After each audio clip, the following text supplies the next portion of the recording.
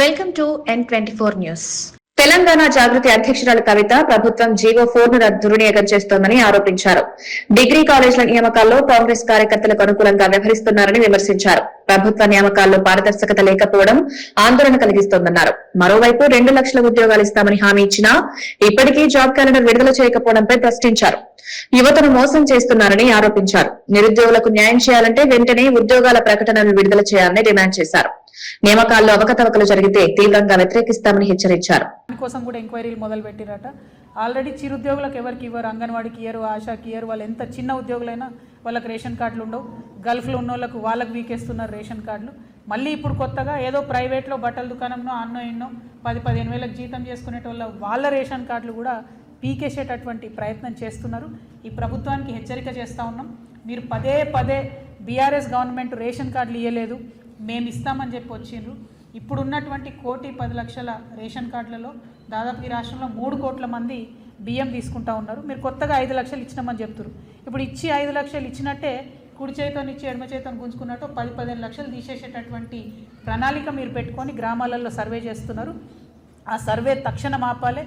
చిరు ఉద్యోగి అనేవాడు ప్రైవేట్లో చేసినా ప్రభుత్వంలో చేసినా ఆ ప్రభుత్వం నుంచి వచ్చే 6 కిలోల బియ్యం అన్నటువంటిది ఉపయోగపడుతుంది. కాబట్టి ఇటువంటి పైశాచికమైనటువంటి పనులు ఈ ప్రభుత్వం చేయకూడదని, రేషన్ కార్డుల మీద మీరు ఏదైతే ఐటీని అప్లై చేసే పని చేస్తూ ఉన్నారో అది చేయకూడదని చెప్పి మేము డిమాండ్ చేస్తూ మళ్ళొక కేరళ ఎన్నికల ప్రచారంలో సీఎం రేవంత్ రెడ్డి ఎల్డీఎఫ్ ప్రభుత్వంపై ఘాటు విమర్శలు చేశారు. పినరయి విజయన్ ప్రధాని మోదీ మధ్య అనుబంధం ఉందని వ్యాఖ్యానించారు. కేరళలో ఎల్డీఎఫ్ కు వేసే ఓటు ఢిల్లీలో మోదీకి మద్దతుగా మారుతుందన్నారు. రాష్ట్ర ప్రజల విద్యావంతులని మతతత్వ రాజకీయాలను తిరస్కరిస్తారని విశ్వాసం వ్యక్తం చేశారు. కాంగ్రెస్ పార్టీని నిజమైన ప్రత్యామ్నాయమని తెలిపారు. Pinarayi Vijayan is sitting in Thiruvananthapuram. His elder brother Narendra Modi is sitting in Delhi. These Modi brothers have ruined Kerala state. Because of these two persons, Kerala is facing many problems. Today, we have to teach a lesson to Modi brothers.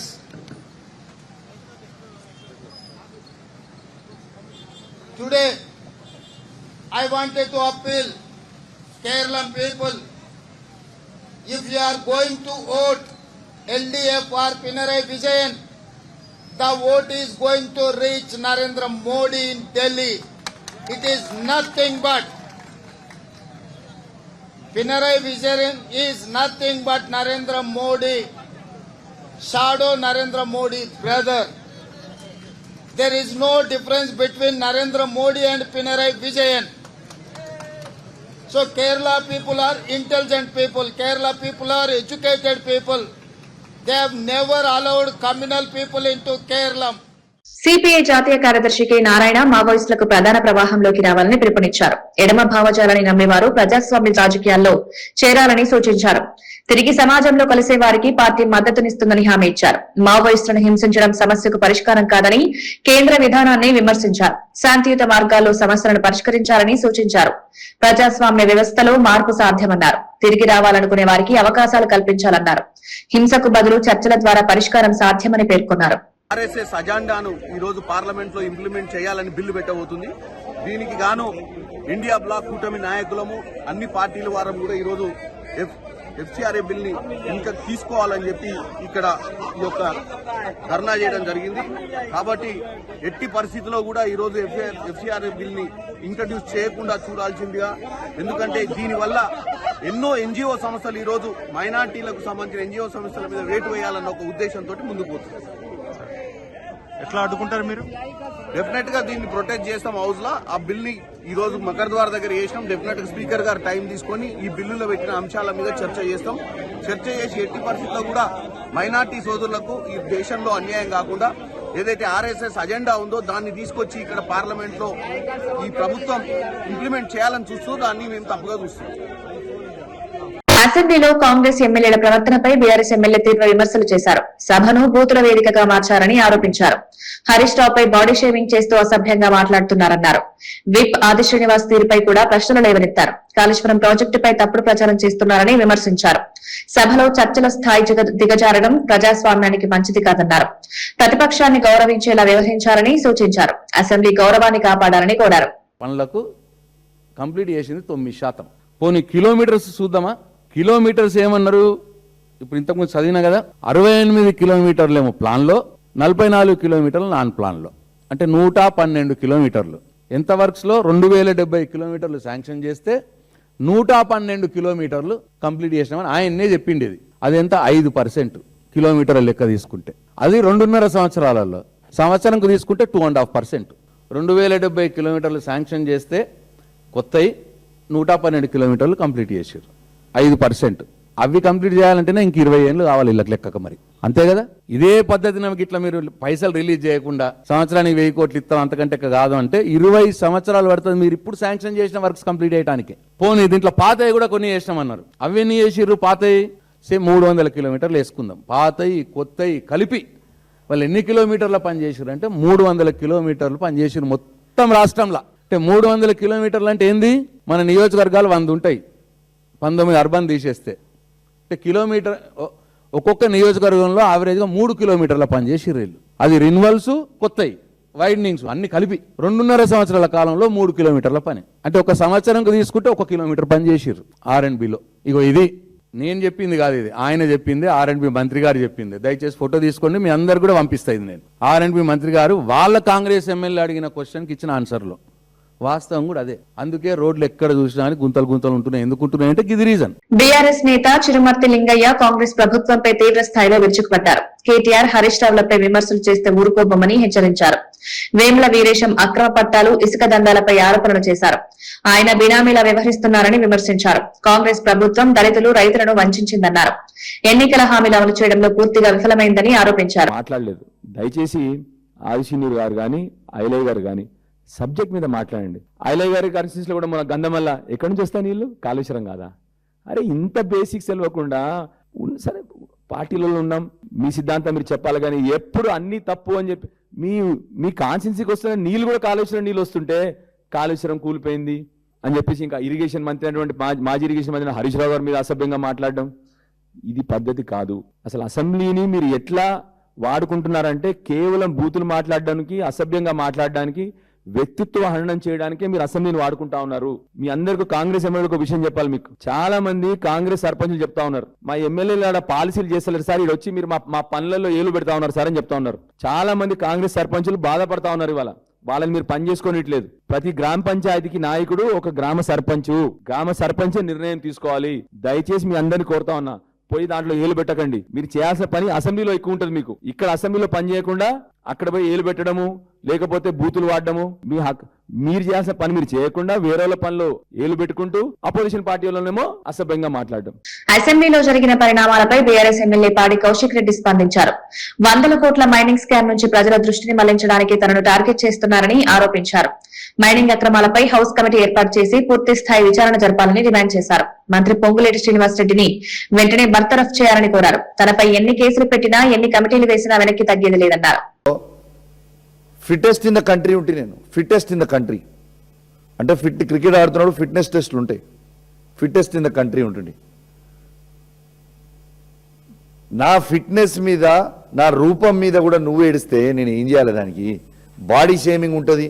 Harish Rao గారి మీద body shaming చేస్తారు, లేకుంటే హిమాంశు గారి మీద body shaming చేస్తారు, లేకుంటే కేటీఆర్ గారి మీద బాడీ షేమింగ్ చేస్తుంటారు, నా మీద బాడీ షేమింగ్ చేస్తుంటారు. ఇదేమి దీనికోసం నేను ముఖ్యమంత్రి చేసిరా అని నేను అడుగుతా ఉన్నాను. ఇలా స్వయంగా ఇంకొక ముచ్చట కూడా చెప్తా ఉన్నాను. రేవంత్ రెడ్డి గారు ఈ రాష్ట్ర ముఖ్యమంత్రిగా వండుకుంటూ ఆడ నుంచి నన్ను చూసుకుంటూ, విజువల్స్ అన్ని కూడా అక్కడ తీయగలిగితే తీయండి, ఇట్లా మీసాలు తిప్పుకుంటూ నీ కాలు చేతులు ఇరగొడతా అని చెప్పుకుంటూ, కడియం శ్రీహరి గారు కూడా అనరాని బూతులు మాట్లాడుకుంటూ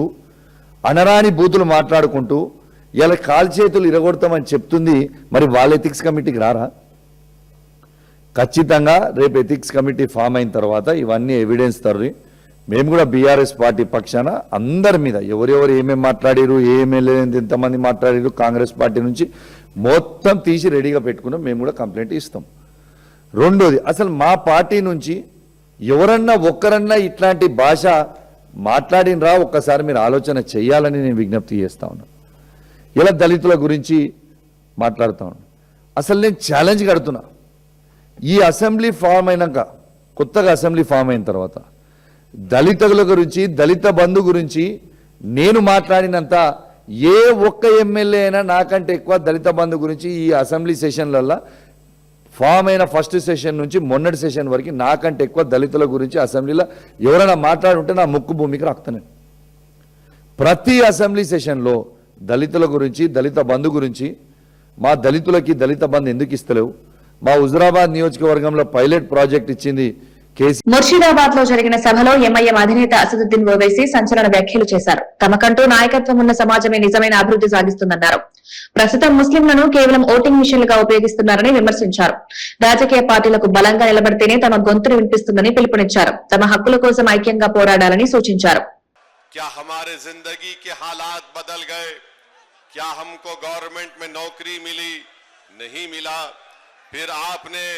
टीएमसी को वोट दिया 15 साल से, बताइए टीएमसी ने जमीन पर ऐसी कौन सी तब्दीली पैदा की जिससे मुस्लिम अक़लियत को फायदा हो सके।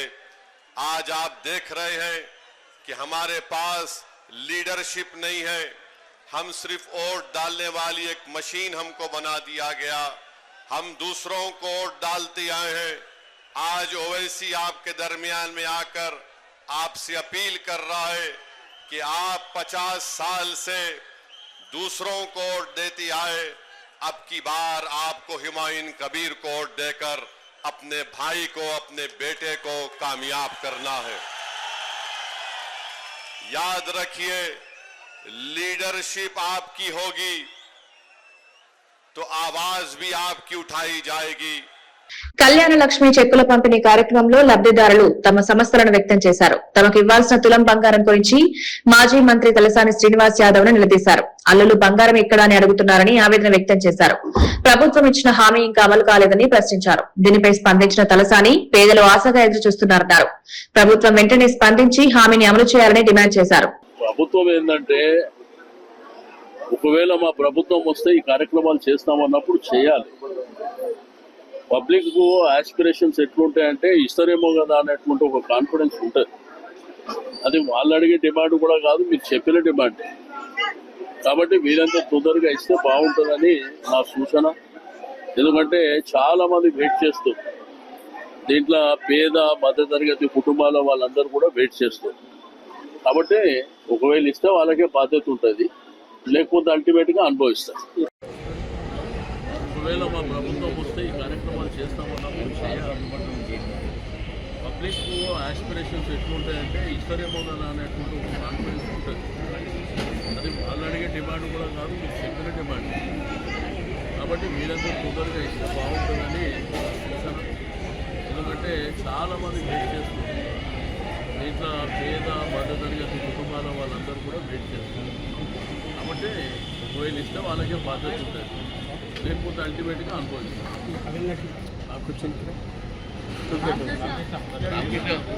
లోక్సభలో అమరావతి రాజధాని బిల్లుకు కేంద్ర మంత్రి కిషన్ రెడ్డి మద్దతు తెలిపారు. విభజన జరిగి 10 ఏళ్లైనా ఆంధ్రప్రదేశ్ కు స్థిర రాజధాని లేకపోవడం ఆందోళనకరమన్నారు. అమరావతిని శాశ్వత రాజధానిగా అభివృద్ధి చేయాల్సిన అవసరం ఉందన్నారు. రెండు తెలుగు రాష్ట్రాలు పోటీగా అభివృద్ధి సాధించాలని సూచించారు. అమరావతి అభివృద్ధి దేశానికి కూడా కీలకమన్నారు. భవిష్యత్తులో ఇది అభివృద్ధి చెందిన నగరంగా మారుతుందని విశ్వాసం వ్యక్తం చేశారు. కేంద్రం నుంచి అవసరమైన మద్దతును అందిస్తామన్నారు. అన్నదమ్ములాగా ఈ రెండు రాష్ట్రాలు అభివృద్ధి చేసుకోవాల్సిన అవసరం ఉంది, వేగవంతమైనటువంటి అభివృద్ధి జరగాల్సిన అవసరం ఉంది. దానికోసమే ఈరోజు తెలంగాణ వచ్చిన తర్వాత కూడా అధ్యక్ష ఆంధ్రప్రదేశ్ లో కూడా ట్రైబల్ యూనివర్సిటీ రావడం జరిగింది. నరేంద్ర మోడీ గారు ప్రధానమంత్రి అయిన తర్వాత ట్రైబల్ యూనివర్సిటీ ఆంధ్రప్రదేశ్ కు వచ్చింది. అంతేకాకుండా ఈరోజు ఆంధ్రప్రదేశ్ లో అనేక రకాల అభివృద్ధి కార్యక్రమాలు జరుగుతూ ఉన్నాయి. కేంద్ర ప్రభుత్వము పూర్తి స్థాయిలో మోడీ గారి నాయకత్వంలో ఆంధ్రప్రదేశ్ ప్రజల కండగా నిలబడింది. నేను తెలంగాణ ప్రజల తరఫున ఆంధ్ర రాష్ట్రానికి సంబంధించినటువంటి అమరావతి ఏర్పాటుకు మనస్ఫూర్తిగా మద్దతు ఇస్తా ఉన్నాము. ఖచ్చితంగా అమరావతి కూడా అభివృద్ధి జరగాలి, క్యాపిటల్ కూడా అభివృద్ధి జరగాలి.